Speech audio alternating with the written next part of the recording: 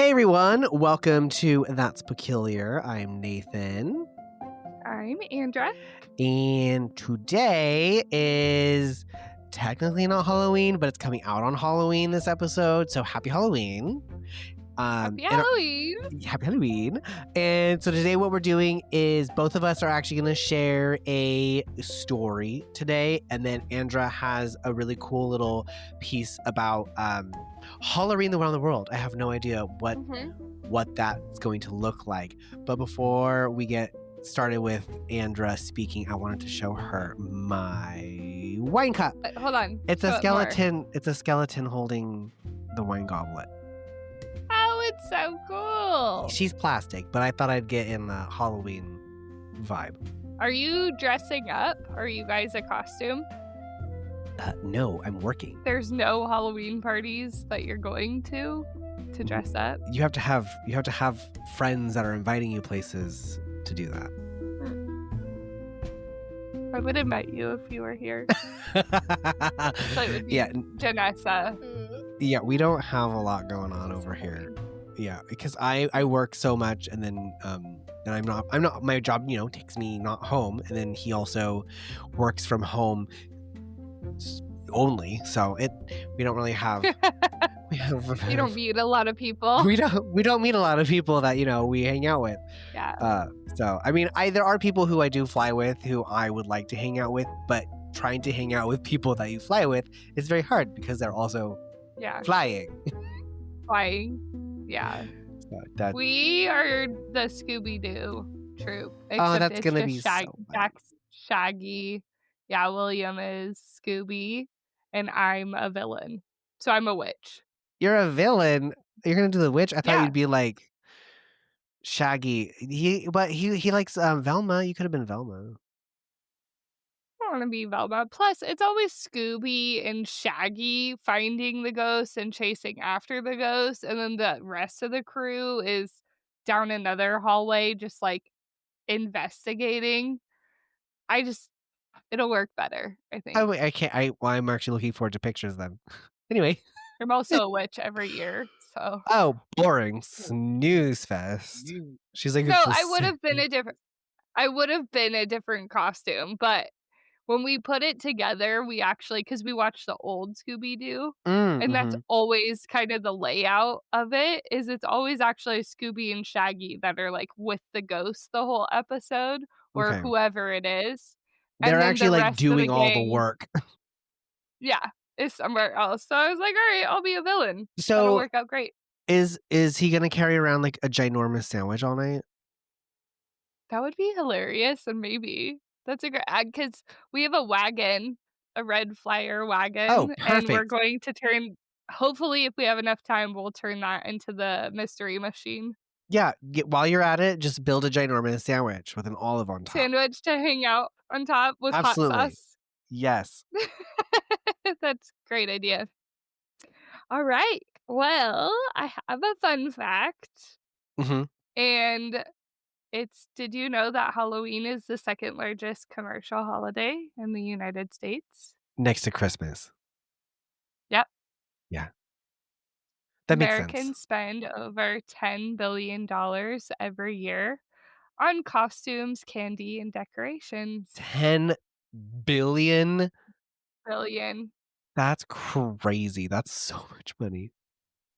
I know. On Halloween. Oh my gosh. I mean, the decorations have gotten absolutely amazing.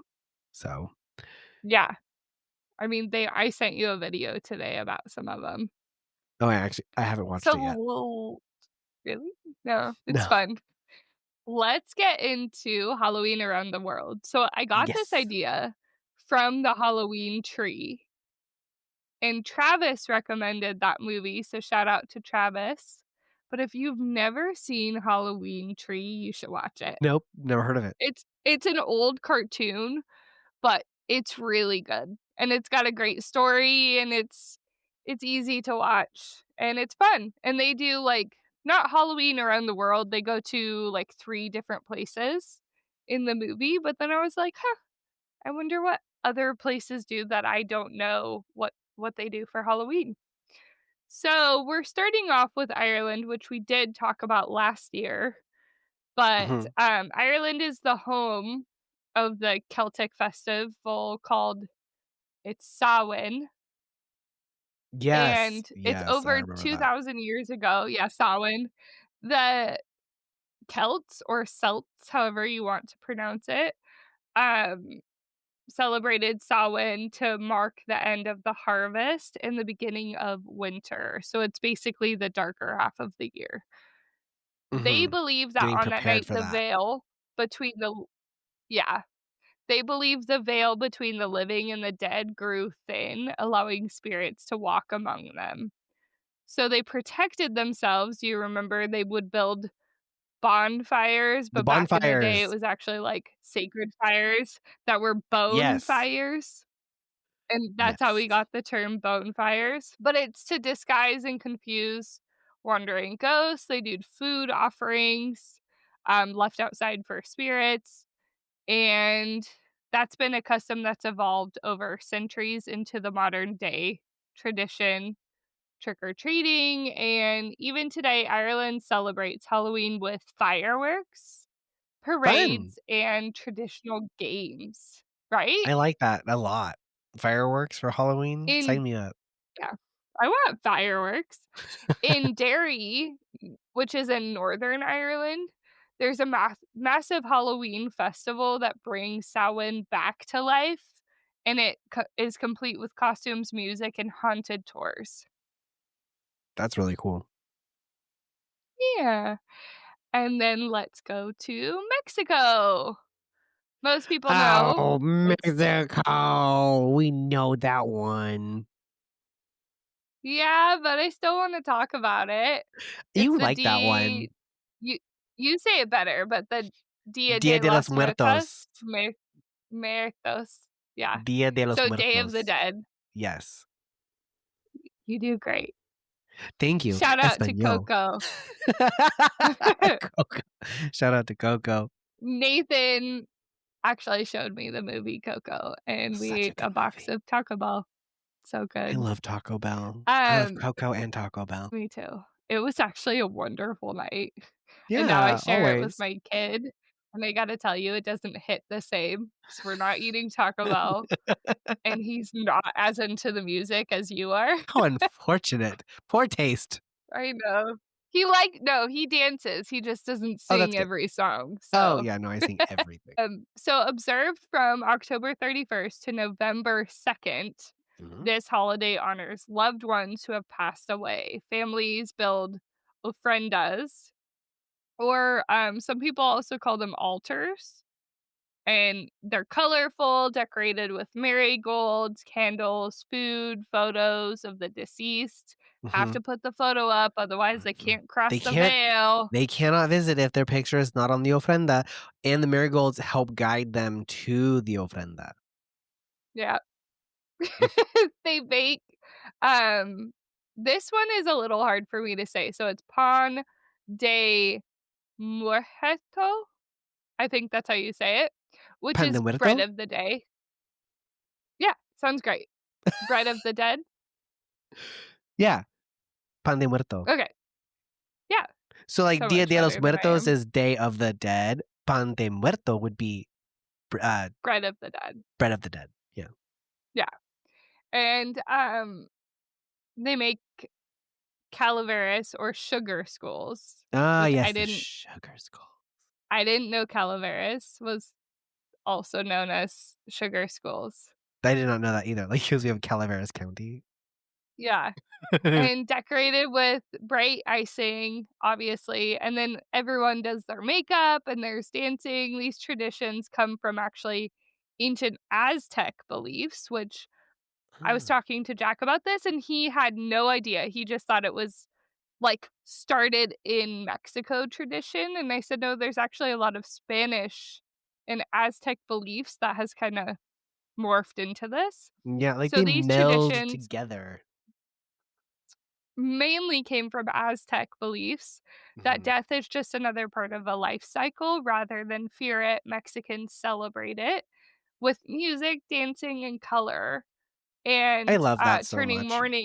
into, like, A memory. I know, celebration, it's so yeah. sweet. I like that. Plus I to, really like, include your family for years. yeah, to be like, this is and, like, you also, like, you can be like, "This is your great-grandma, your great-grandfather," and it kinda helps keep, like, your family tree, like, alive through the generations Mhm. versus, like, you have, like, a lot Yeah. like, I don't really know my whole family tree. I don't know mine, Yeah, I and I've literally definitely never seen what? I literally have people who I meet at, like, family events, I'm like, "Who's that?" I'm related. You're like, Who are they? So I don't I'm that is so very funny. bad. I'm very bad at the whole, like, knowing who my family is, but if I had, like, an ofrenda and we had did Dia de los Muertos, I would be like, "Oh, that's so and so and so and so," and you follow your family tree. I feel like I'd be more involved with my family tree if I I had that. know. That's what I think we should all adopt something like that. Something similar. Yeah, because Well, I would love to know what my grandparents that are not still alive, what they look like my yeah. great-grandparents. Yeah, yeah. It's super weird. We are get so disconnected. It's like when someone passes away in our culture, and they're just gone. We talk about them in memory, but we don't actually, like, have Yeah, yeah. Yeah. and only people to usually talk about them in memory for, like, a couple of generations, maybe. Yeah, like, I I honestly I don't know if I ever met my great-grandpa, but I don't even know what he did. My great-grandma, I knew, Yeah, but I don't know what she did. Like, I think she was I don't know, but I love my great-grandma, but I know nothing about my great-grandpa. Really weird. I met my great-grandma, but I have no idea about anything to do with her life. Then I had one other great-grandma, she called me fat to my face, so that was fun. That's mean. Yeah, that was a great visit.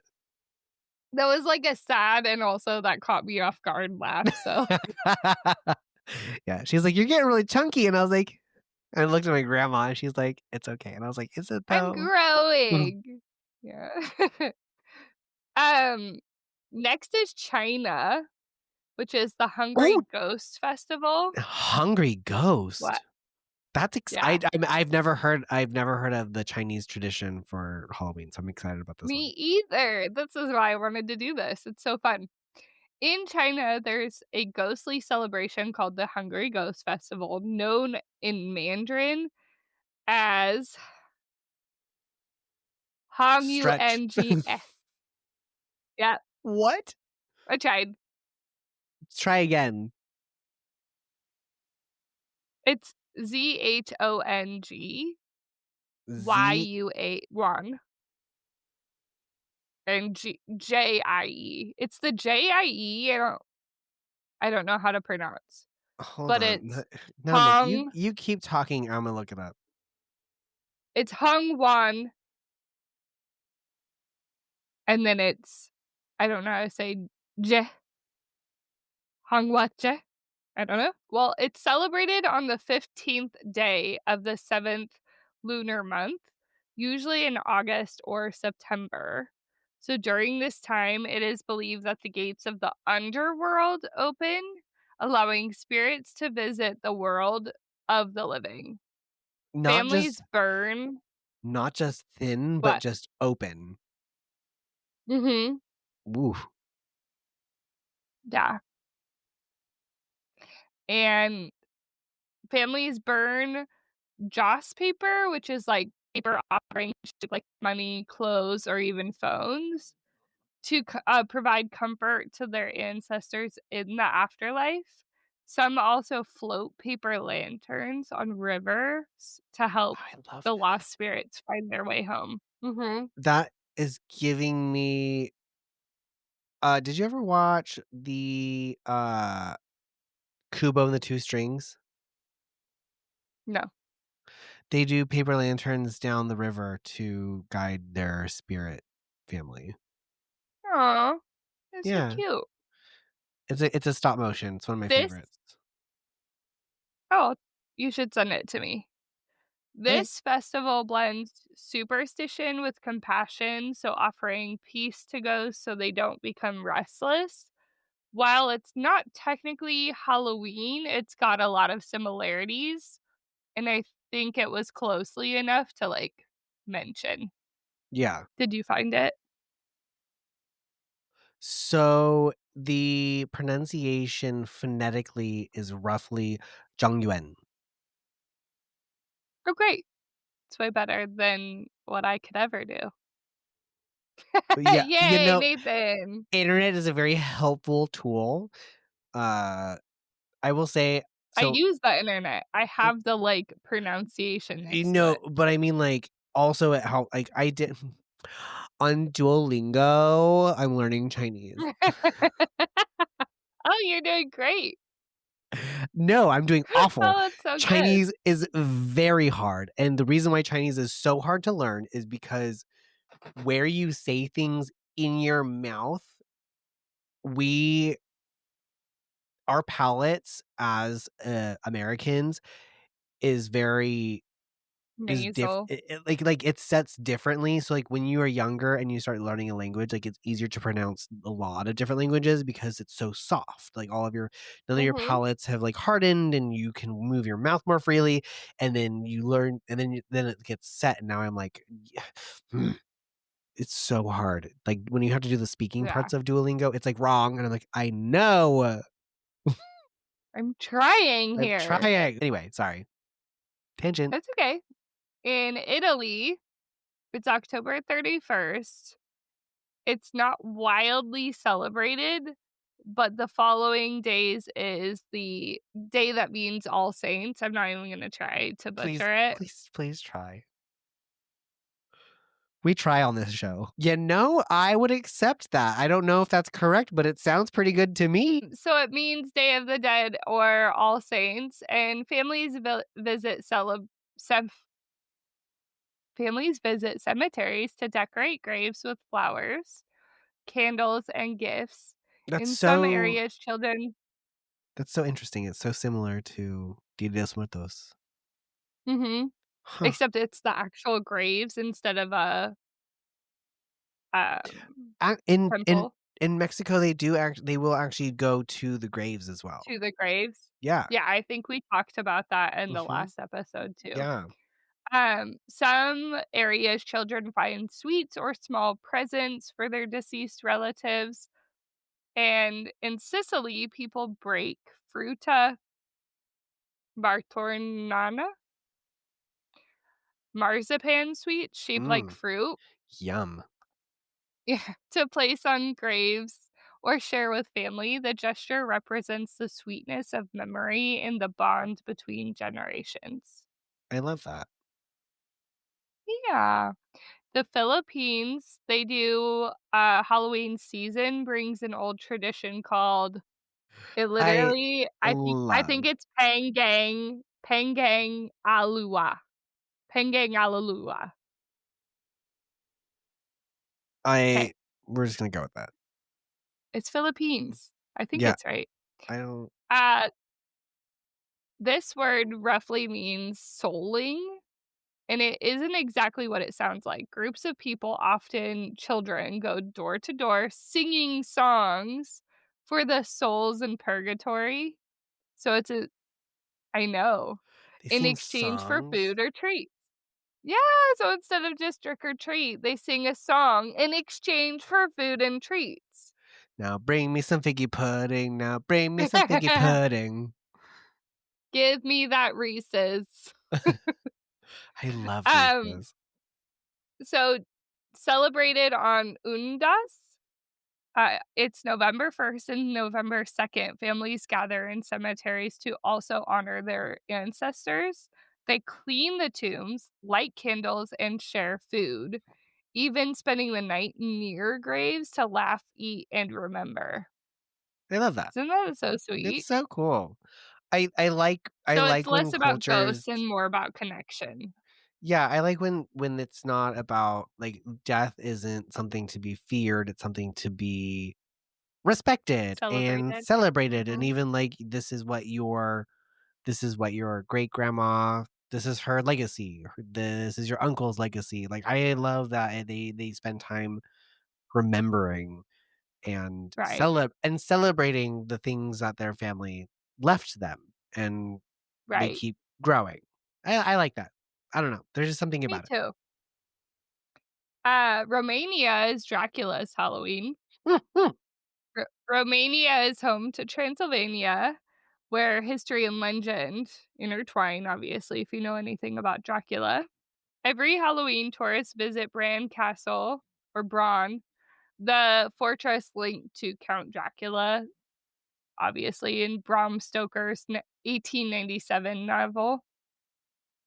While the real inspiration, Vlad the Impaler, wasn't a blood-sucking monster, his violent reputation gave birth to centuries of eerie folklore. And Austria, it's called Bread for the Spirits. Halloween night is a quiet and reverent night. Before going to bed, families leave bread, water, and a lit lamp on their tables, a small offering to welcome visiting spirits. It's believed that these simple gifts help weary souls rest after their journey to the living world.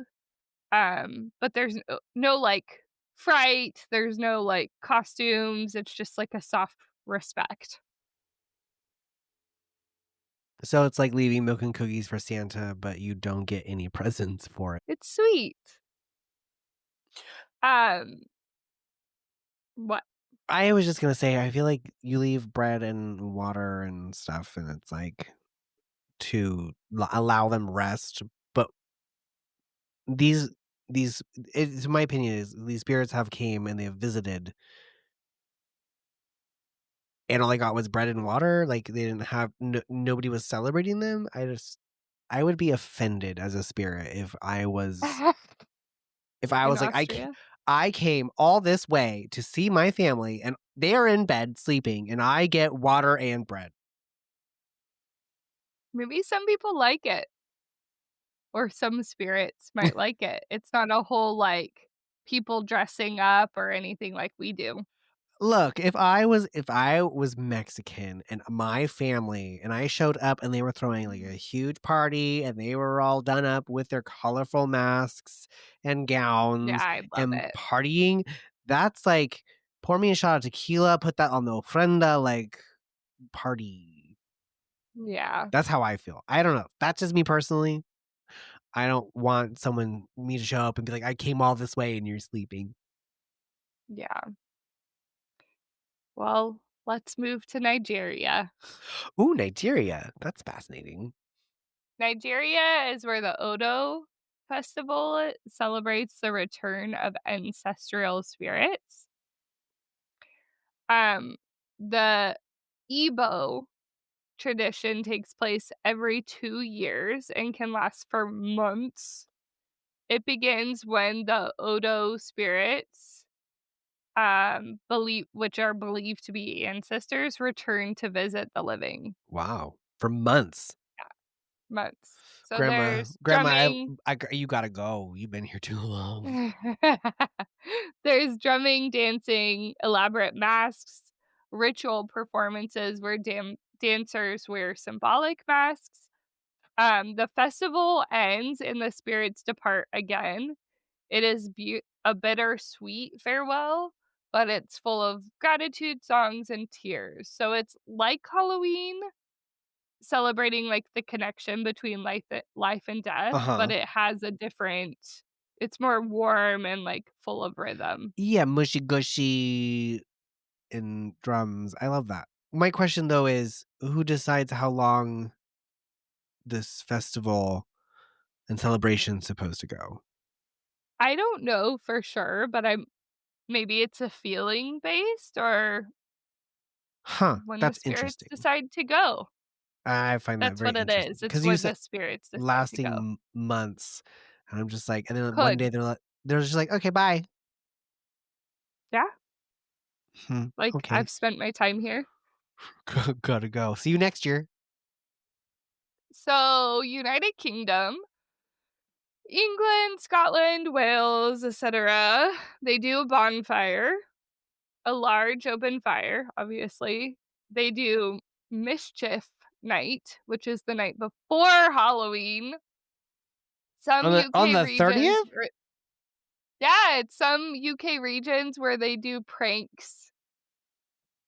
I Okay. like mischief night. I I'm think that needs okay. to come to America. That's fun. Prank night. Yeah, I wanna do a Actual prank prank night. night. Mhm.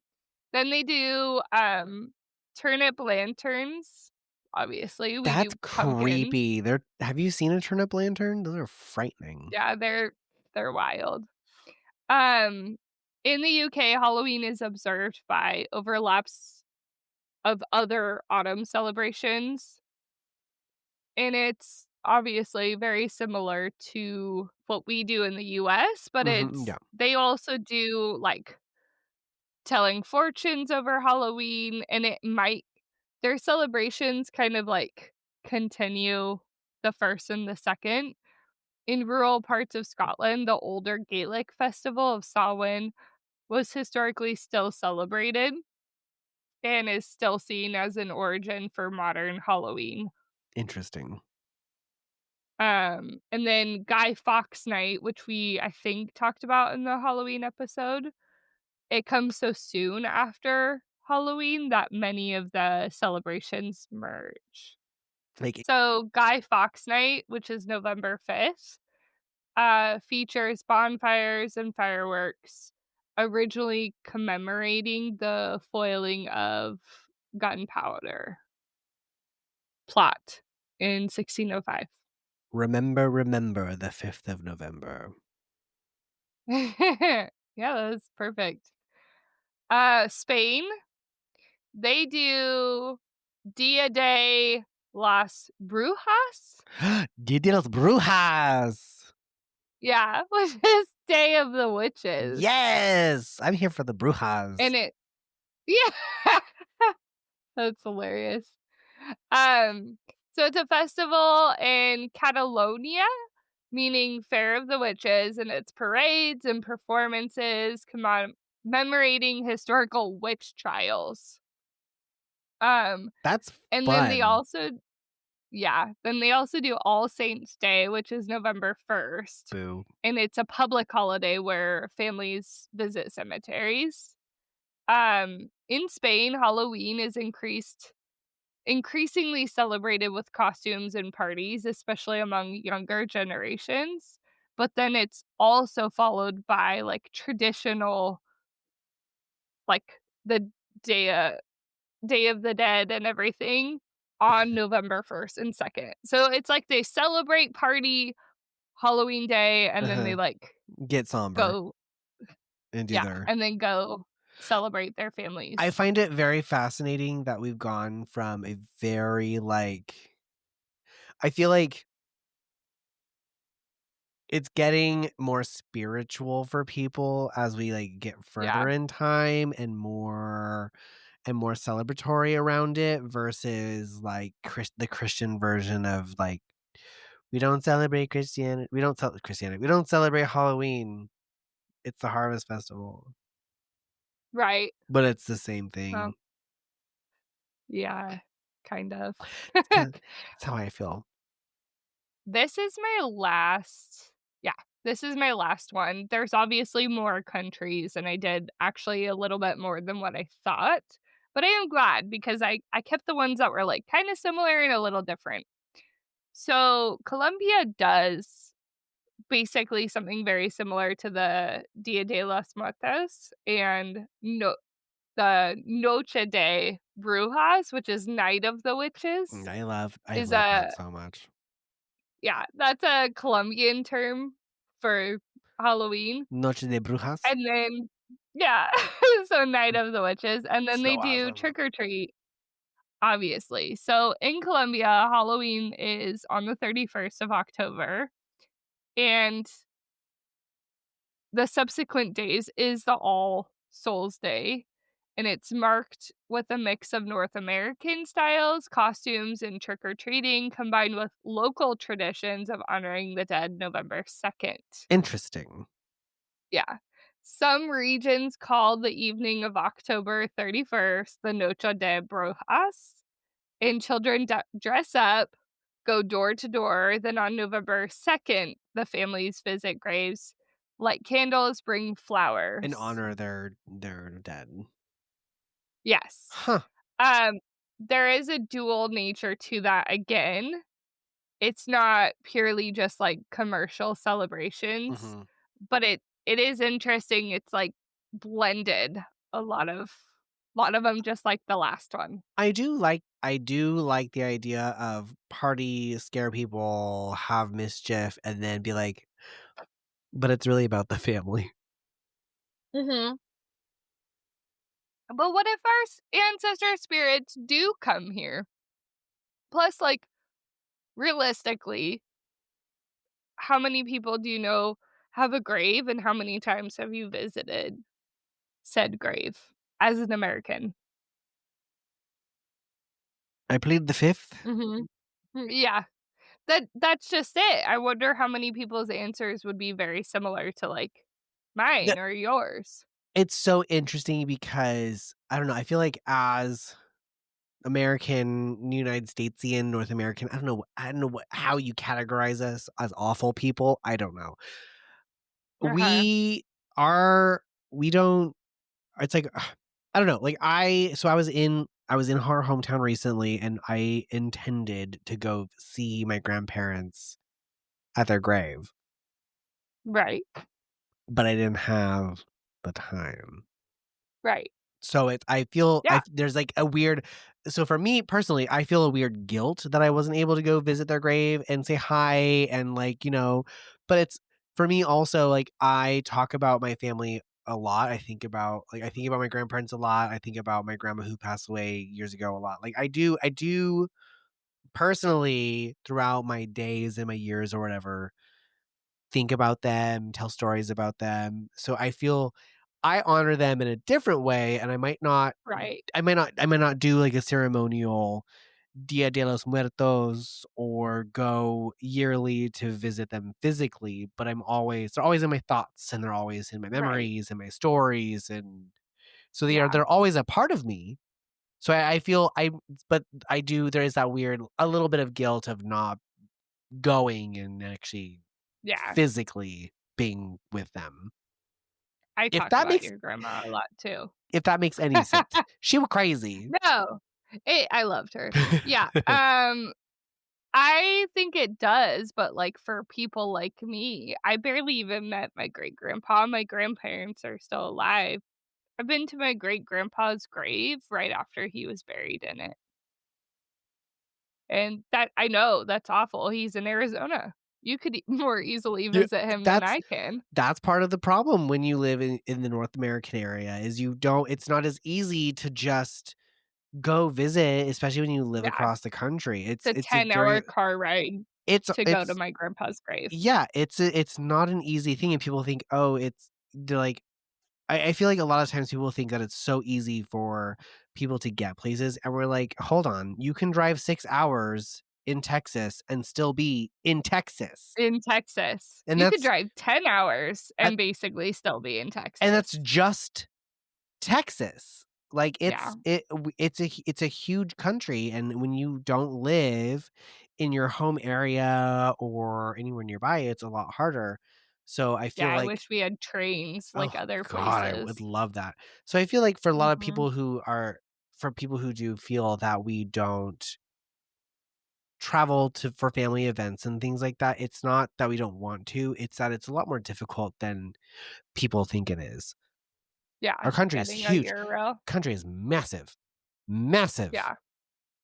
I do think, though, having a day like November 1st or 2nd, and I know it probably won't ever happen, but, like, if I started celebrating, that's 1 day a year that we're, like, honoring people in our family, whether it's even building, An like, ofrenda. I mean, even if you did an your ofrenda in your yeah. house, yeah. I mean, I even I think, like, think that's a cool idea. I think even bringing a ofrenda and then being like, yeah, I might not be physically there in the area where they're buried. I still am inviting their presence into my home and Right. celebrating their memory and all of that stuff. Yeah, it's so cute. I think that's a great way of being able to honor them and being able to tell stories and, share food Mhm. around that idea. I like that. I do enjoy the idea of Dia de los Muertos and being able to invite your ancestors into your home. And not being able Yeah. to visit them physically, you have that altar or ofrenda and being able to say, "Hey, you're here. I'm with you, and come visit if you want to." Yeah, if you Marigolds want for to. everyone. Okay. Well, that was so fun. I I really like Halloween around the world. I really enjoyed all those different things, and I love it's so interesting to see how, like, Mexico into South America is very similar. Yeah, no, it is, but it's also so interesting to see how, like, like, started with Samhain and just has, like, branched off and branched off and branched off. I think it's so cool. Mhm. I think And I it's wish I fun. could have done more countries, but we're already 36 minutes in, so We're already deep in this episode. yeah.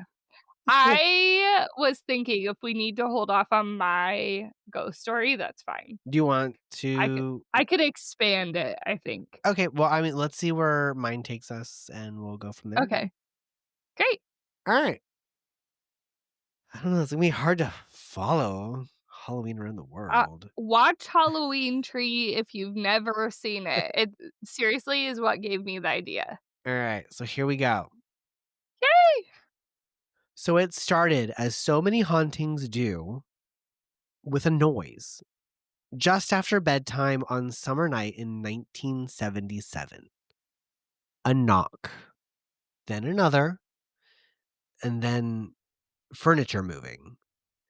What no one knew then was that those knocks would echo through decades of argument, fear, and fascination. Oh. This is the Enfield Haunting, one of the most documented, most argued, and most chilling ghost stories in modern British history.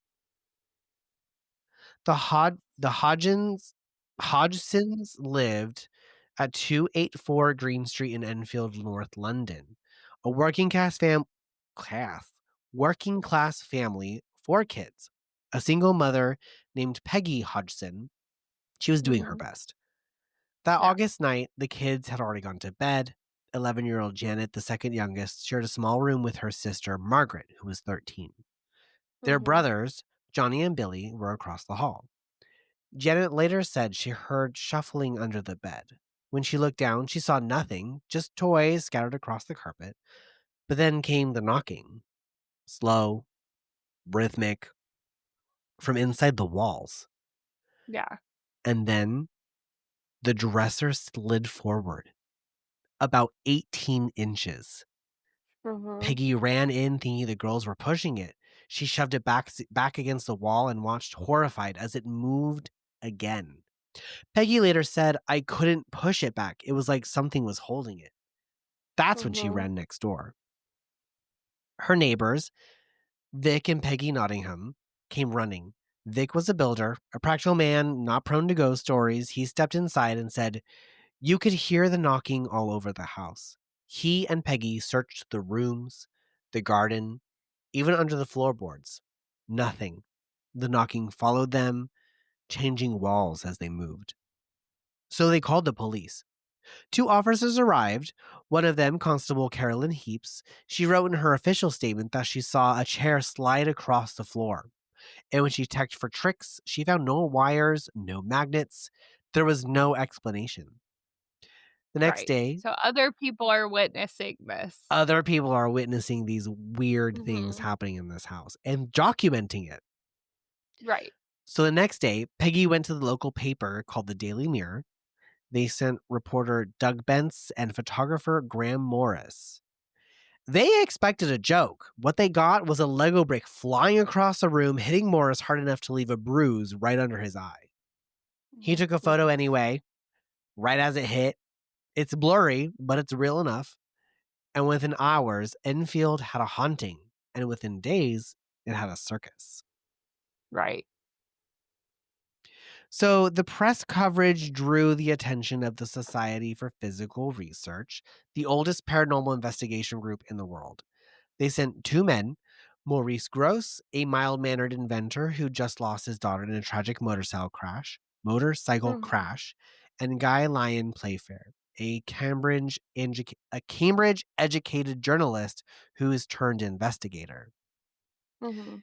They moved into the Hodgson's house, literally living among the family for months. They brought tape recorders, notebooks, cameras, thermometers. They recorded every sound. The family wasn't performing for any strangers now. They were living in what felt like a siege. At Right. night, the bangs would grow louder. A heavy knock would follow Janet as she walked through the house. Marbles would appear out of thin air, hot to the touch. Furniture would tilt. Bed sheets pulled off of sleeping children.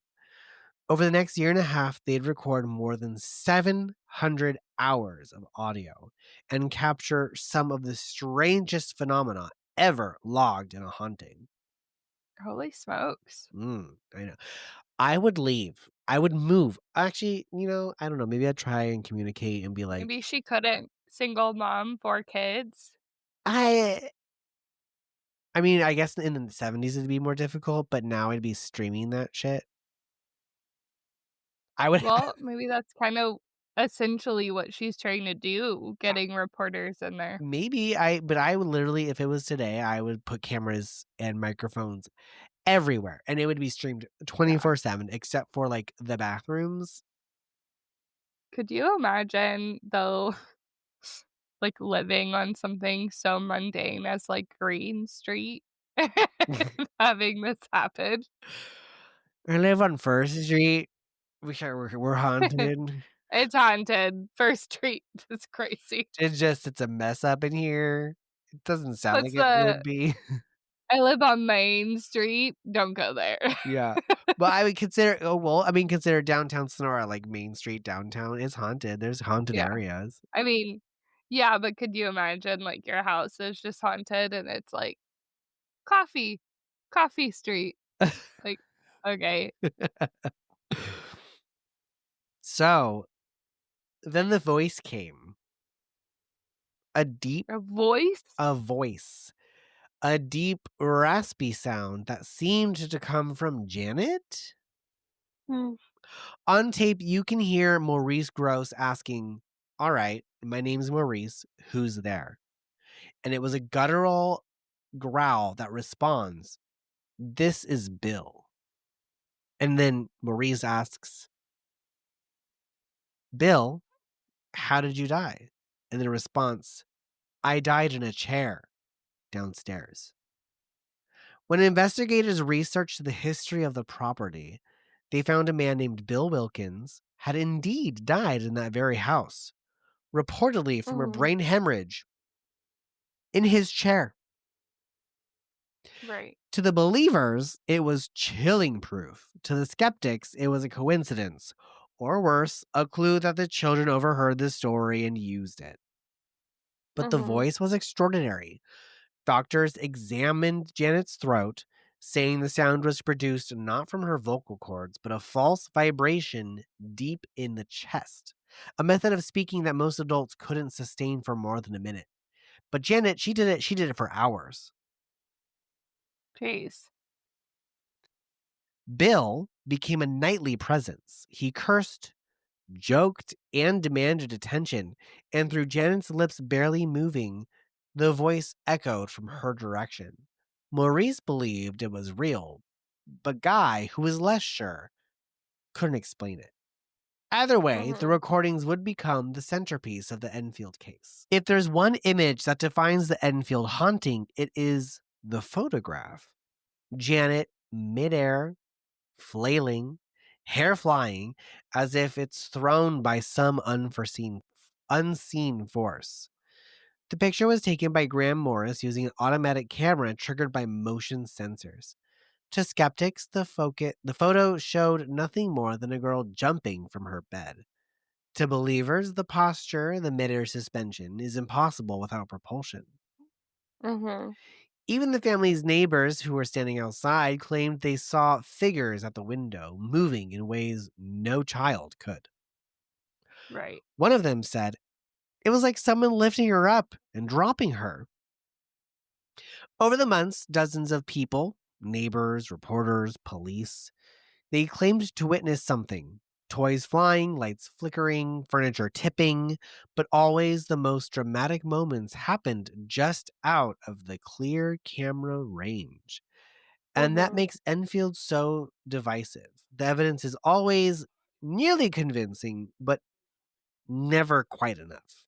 Not quite enough. But I think with something like this, because there's so many, like, non-believers in ghosts or believers in ghosts, Yeah. I think even if there was concrete proof, I think people would still be divided. So I'm very much a skeptical person, but I mean So am I.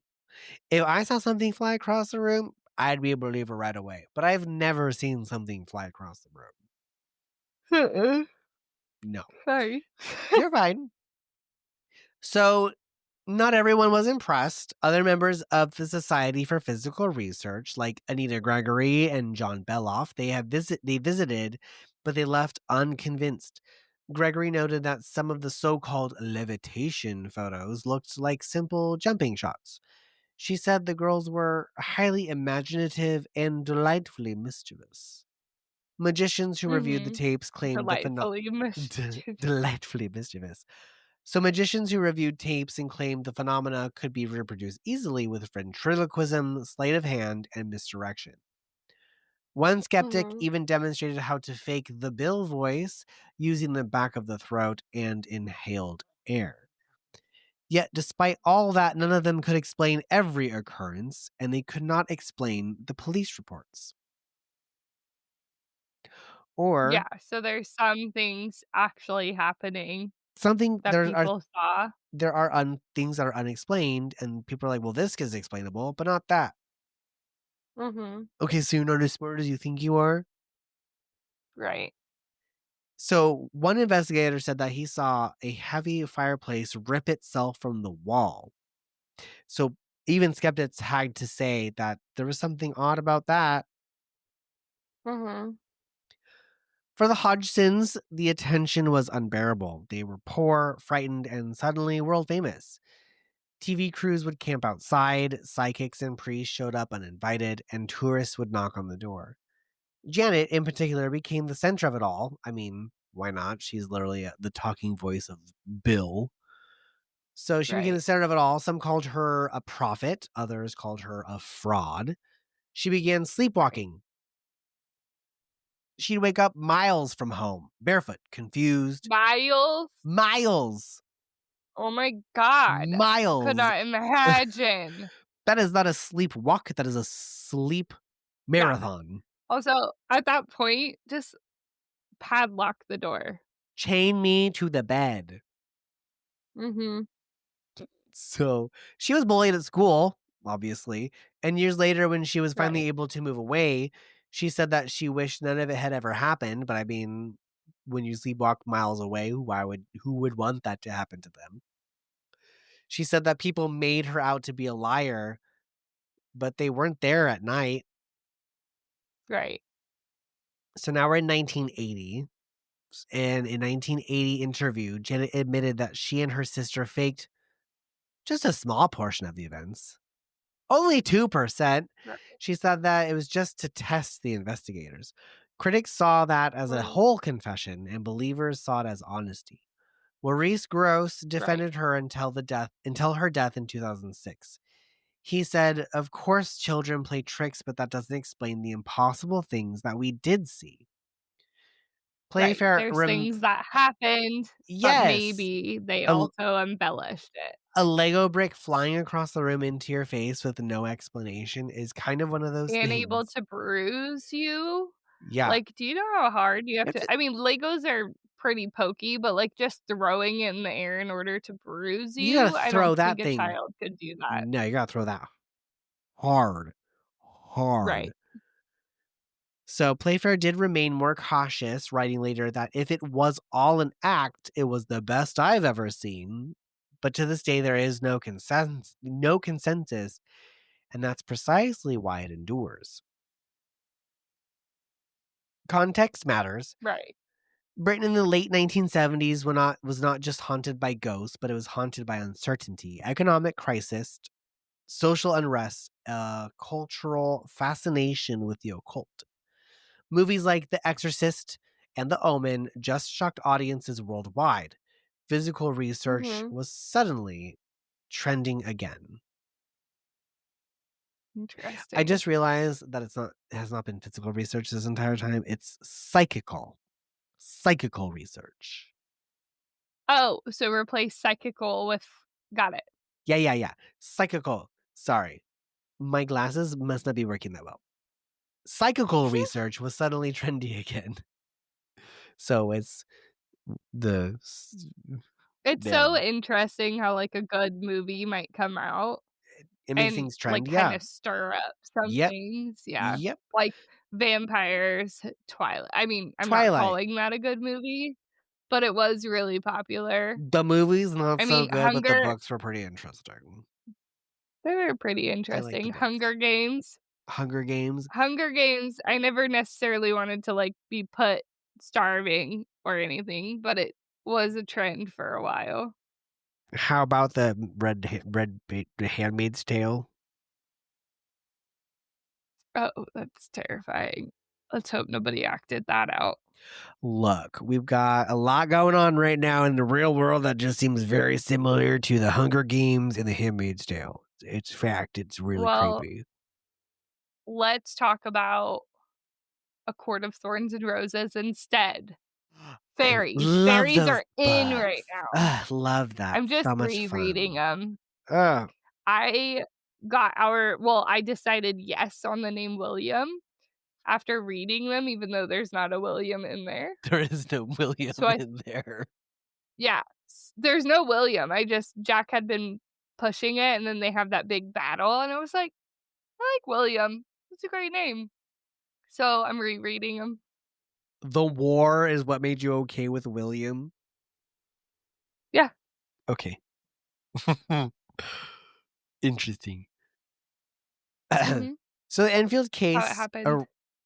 the Enfield case arrived at the perfect cultural moment, which is a blend of working class anxiety and spiritual longing from The Exorcist and The Omen in that time period. Some psychologists do argue Mhm. that the haunting was a manifestation of stress, the physical expression of a grieving mother and her kids under pressure. Objects moved Yeah. because people needed them to, fear made it real. And maybe that's the real haunting. Yeah, but objects don't move because you need them to. Not Belief. Matilda up in here. God, I wish I was Matilda up in here. Yeah, me too. God, my life would be so much easier. So by 1979, the activity had almost stopped or mostly stopped. The family reported one final Mhm. night of chaos and then silence. Highly convenient. They stayed a few more years before moving away. Other tenants lived in the house afterward. Some reported strange noises, but most say that it was peaceful. The current residents rarely speak to journalists, but neighbors still remember. When The Conjuring 2 came out, visitors started showing up again, posing for selfies, knocking on the door, and asking if they could see the ghost. One neighbor told BBC, "You can laugh at it now, but when it was happening, people were terrified." Even today, Right. Green Street feels heavy at night, quiet but charged. Maybe it's a memory, maybe it's something else. Yeah, I don't know. So You the could have a neighbor that everybody says is like a witch. crazy. Do you She's a remember being witch. terrified? And you're like, "Oh my god, they're gonna eat me, I know it." And then And it's not, like, actually just, like, the sweetest old lady in there. she just happens to be unkempt and misses her husband. And she Yeah, maybe. bakes. Or that. They always bake. They I always bake. swear. Why Children. are those the witches on the block? It's because they bake children. Delicious fat things. Anyway, Not all children are fat. the Enfield haunting isn't just a ghost story, it's a mirror and it reflects what we bring to it. If you believe in Right. spirits, it's proof. if you don't, it's proof human imagination, hysteria, and need. But whichever side you do fall on, one thing is certain. Something did happen in that little brick house on Green Street. Something that terrified a family, obsessed a nation, and continues to whisper through our collective memory. Maybe ghosts are real, maybe they're not. But fear, that's always real. And once it moves into Fear a is home, real. and once fear moves into a home, it doesn't leave easily. Right. And that's the story. What do you believe? What do I believe? I'm highly skeptical, and I hate to say that because I want to believe in hauntings, and You want to believe? I do, but I'm also like, I have to see it to believe it. So even when I watch like TV shows about hauntings and things, meh. Well, believing is seeing, so. Or is seeing Santa believing. Claus. No, believing is seeing as per Santa Claus. No, I'm a skeptic too, but what's also strange about that is it's not like some of the other, like, haunted houses we've talked about. There's nothing kinda weird going on with that place, and other people have lived there. Yes. And, like, around the time frame that this family has, and they're kinda like, maybe strange noises, but that's it. It could just be a house And it settling. I mean, exactly. I think that that's what's kind of more skeptical about this, is that it's one experience with one family, not multiple experiences with multiple families. Yes. Although it is strange that other people did witness it, so I imagine that is pretty crazy. That's kind of But where my thing is I think, oh, a police officer saw a chair move across the room, but now you have a family who's lived there that's not the original family, and they're like, it's pretty chill. Right. Yeah, I don't know. I don't know about that one, just because I feel like there's nothing surrounding it now, like, there's no spookiness, they're just like, "Yeah, I live here on Green Street now, and it's fine." It could So literally be just a shift in energy when it comes to the people that moved in. If you move out of or a poltergeist. it's following you. It could follow you. It could leave the one house that you were in and follow you to your next house. That doesn't mean the house is Could haunted. be a It means poltergeist. you're haunted. Maybe you're haunted, not the house. But yeah. So, yeah. So everybody, it seems like we'll be doing a different ghost story on a different day for Andra, because our Halloween around the world did take us a little bit longer than we expected. We like to chat about it, and I'm glad we did. That's how I wanted it. It was fun. I enjoyed it. So, well, thank you everybody for joining us on this episode of That's Peculiar. I do apologize. Happy Halloween! Happy Halloween. I apologize for the previous week. We did an episode. I'm not happy with it. We're going to rework it. That's what we're doing. Yes. So, sorry for last week, but this week, this Friday, this Halloween, this is actually out on Halloween Day.